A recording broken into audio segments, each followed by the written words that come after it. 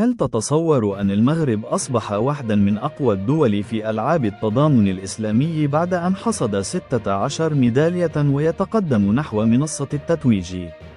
إنجاز جديد وسباق لا يعرف التوقف. المغرب يواصل كتابة التاريخ في العاصمة الرياض خلال النسخة السادسة من ألعاب التضامن الإسلامي، بعد تحقيق البطل صلاح الدين بن يزيد ذهبية مذهلة في سباق 3000 متر موانعة، رافعاً رصيد المغرب إلى 16 ميدالية كاملة: 8 ذهبيات، ميداليتان فضيتان، و6 برونزيات، حصيلة تؤكد الحضور القوي للرياضيين المغاربة في كل التخصصات.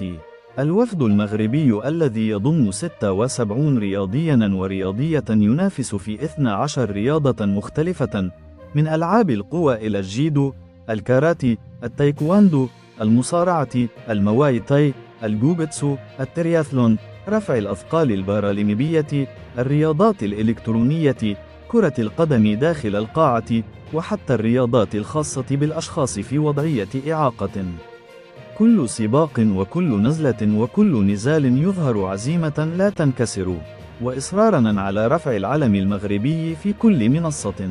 ومع استمرار المنافسات إلى غاية 21 من نوفمبر، فإن الأمل كبير في إضافة المزيد من الذهب ورفع ترتيب المغرب أكثر في الجدول العام.